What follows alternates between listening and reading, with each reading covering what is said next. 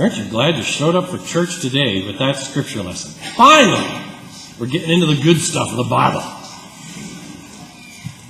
She just kept saying it over and over again. Come lie with me, come lie with me. We're in church, for goodness sakes. How many times are we going to have to hear it? First time I've ever heard it in church. I don't ever remember the story of Potiphar's wife being read in church. We used to skip from the Technicolor Dreamcoat story right on over to the good stuff of Joseph and his brothers in Egypt. So here we are in the middle story, where Joseph has been, out of jealousy from his brothers. You know the story. He had all these older brothers, and he was very good looking, and his mom had made him this beautiful coat, and of many colors, we say. And because of their jealousy for him, they beat him up, and they stripped his coat off of him, and they threw him in a pit and sold him to slave traders, the Ishmaelites. And those guys take him down to Egypt. And that's where, it says they took him down to Egypt. That's where we find him today. He's down in Egypt. Just notice the ups and downs of Joseph's life. He's thrown down into the pit. He rises out of the pit. Then he's taken down to Egypt. And he rises up to power in Potiphar's household.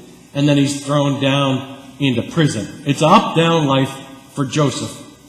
Rocky road, we would say, to God's three promises to Abraham, who's Joseph's great-grandfather.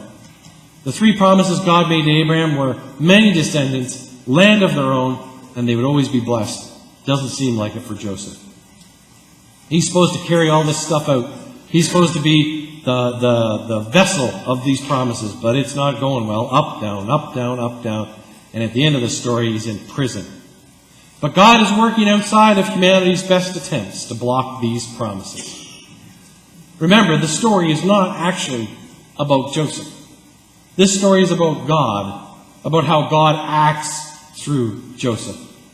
You may have recognized that his clothes seemed to be getting him into trouble. Right? He had that beautiful robe that his brothers hated him for and tore up and stole, took from him, stripped off him. And now he's got this robe that gets taken off of him by another person doing no good, Potiphar's wife. And she just rips it right off him, and then the whole trickery. It's just like House of Cards on Netflix. There's all this political trickery. She was the bad person, and then she says, oh, no, it's that guy. And you notice the story she tells is repeated twice.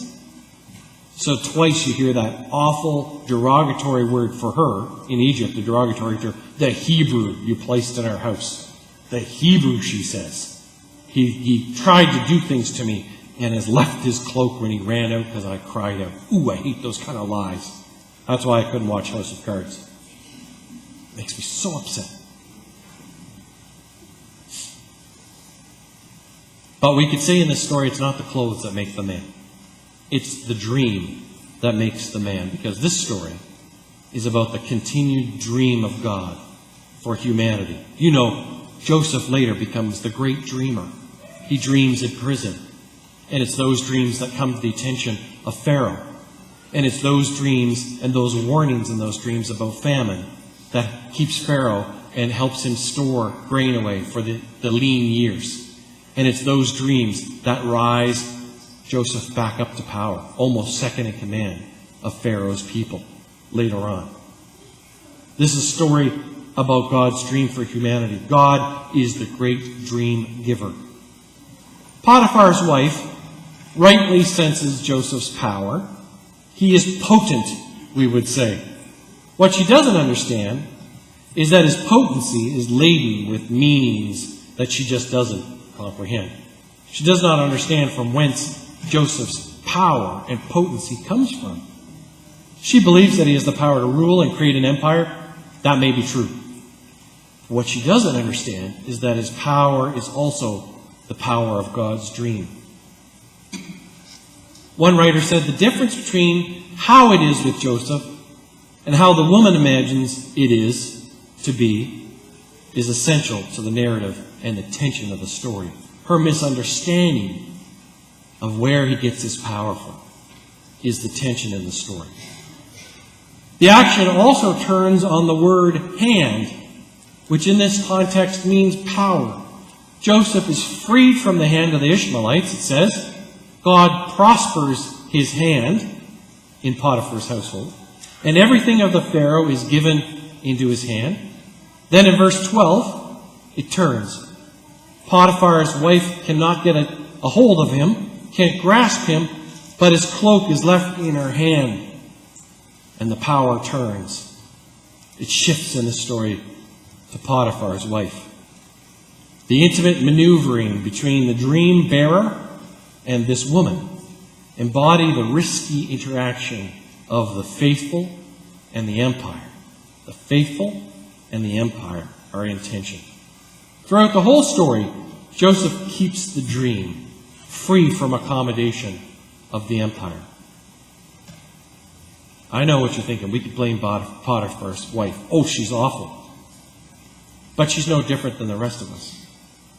And I just want to stop here, because far too often in the last 2,000 years, women like Potiphar's wife have been used by Christians to hold women down, to say, see, women aren't as spiritual as men. St. Augustine really ramped it up 1,000 years ago. He wrote about women and their distraction to men who are holier than them and all that kind of hooey. Don't go there with Potiphar's wife. Don't go there. It has nothing to do with the nature of women. It has to do with the nature of empire and the nature of humanity. Because, in fact, Potiphar's wife could be any of us. She's like any of us. She could have been lonely, bored, wanting something more in her life, attracted to power and popularity. Oh, we love popularity. We consistently try and put the screws to God's dream for this world. It's all of us. Whether it's economic worries, our status in the world, will we lose friends, what kind of privilege we hold, the list could go on and on. All these things and more keep us from actually acting on God's dream, and all these things and more, in fact, help us get in the way of God's dream. There's a great tension in the story, as I said, between what the faithful, those wishing to follow God's dream and stay true to God's dream, Joseph, and those who are against God's dream or simply don't understand it, have in mind what they think the world is about, what Joseph knows the world is about, God's dream. There's this tension, and it's a tension that's very real in our world today. We're watching it happen in the United States. We're watching it happen in Ontario. We're watching it happen in our local politics from time to time, in the decisions of those in power. A sharp tension between those who act for power and those who are faithful to God's dream. Have you ever been on a Christian protest before? Ever been on a march filled with Christians to speak out against something? We're a little nervous about it. Most of us don't like protests, don't like marches. It's for those angry people. We don't want to be mixed up with that crowd who seems to care almost too much about an issue. But what if protesting the powers of the world was not an angry action, but one of deliberate faith? Norma's got a picture for me. She doesn't even need me to say, I just go like this and she knows. Here's a great example. Back in May, right after the Saturday of Harry and Meghan's royal wedding, it's a good one. Go watch the sermon. I've said it before. That was on a Saturday. By Thursday, Bishop Curry here in the middle, he preached at the wedding. He was back in Washington on Thursday. The man was on the move. And he was gathered with a bunch of other key Christian leaders in America.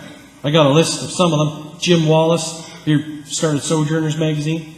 Bishop Curry, there he is. Tony Campolo, Richard Rohr, great spiritual writer and Catholic monk, and many, many other Christian leaders had gathered together to walk to the White House and deliver a message.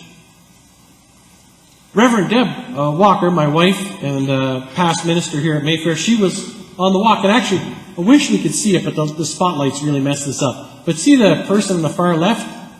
Then there's a person behind them, and then there's some beautiful radiant hair behind that person. I think it's Deb. She told me she was just behind Bishop Curry. And guess what? In the picture last night I saw, this beautiful, radiant, snowy, beautiful hair, and it's got to be Deb. She's right there. 3 rows back from Bishop Curry. She's trying to move up, get near Tony Campolo, she said. She really likes him as a preacher. She was there for a big preaching conference, and they all walked. They had a beautiful service before. Each one of the speakers at that worship service of these famous preachers spoke about one of the statements, pieces of their famous statement called Reclaiming Jesus. They're trying to reclaim Jesus back from the right-wingers, from Christian conservatives, from the Southern Baptists, from people who use Jesus' name but don't seem to know anything about God's dream. It's such a powerful statement, I printed 10 copies. If you'd like to take one, it's on the table in the back, Reclaiming Jesus. It's a beautiful statement to power about God's dream. So they didn't march, they didn't chant, they didn't yell. They walked in silence. They walked in silence from a downtown cathedral to the White House with candlelight and silence. And when they got there to Pennsylvania Avenue, they were held by security on the other side of the street. They weren't allowed to get up near the gate to the White House. I don't know if you've ever been there, but there's these big gates. And, the Lafayette Park's across the street. They were kept over there by the security. So you know what they did? They sung hymns. And a little flabbergasted by the Christian hymn singing, the security said, okay, you can go across the street, but you have to stop that singing. So they did. They stopped the singing and they got closer to the gates. And it was there that the leaders read their statement, Reclaiming Jesus. It's a great example of the way that Christians can get involved in speaking to power in a way that is different than what we think it might look like. In a way that's different than what we might be scared of or just pass off with stereotypes about protests and marches and things. Sometimes we can walk quietly. Sometimes we can stand outside a house of power and sing hymns. Sometimes we can write a letter. Sometimes we can talk to a friend.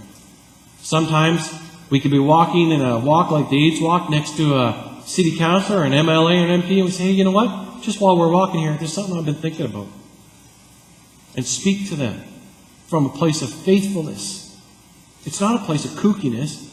It's a place of God's dream. And that's what Joseph knew. I love that. Well, you can go across the street now. If you just stop that singing. The neighbors are starting to notice. Don't wake up Donald. You're going to wake him up with those songs.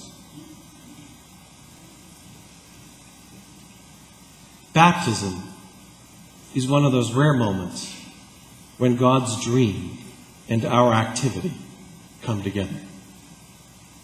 Baptism is an enactment of God's dream for us. And it stands as a symbol of that continuing dream in our world. I've said this so many times on Baptism Sunday. Mayfair is a baptizing church. And it's one of the most powerful statements we make. Because it's a statement of dreaming. It's a statement of hope. It's a statement of God's schemes for the world that we actually can do this better. And when Amara opened her eyes just at the end of the water, just as she was finally baptized, her eyes popped open. It reminded us that God's dream is very much alive in the world for us. And we need to continually take time to live it out, to enact it, to find ways to let it bleed through in our lives, to burst through, to shine through in our lives, just like it does at baptism. It doesn't have to stop here, though, folks. We are a baptizing community. But that's not all we can do to live out God's dream. We can stand like Joseph. We can take a hit to our status, a hit to our privilege. We can take some hits to our finances or whatever it might be, if it means that we might actually join God in that wonderful, wonderful dream that we hear in the story of Joseph and as we see in the eyes of Amara this morning. May it be so. Amen.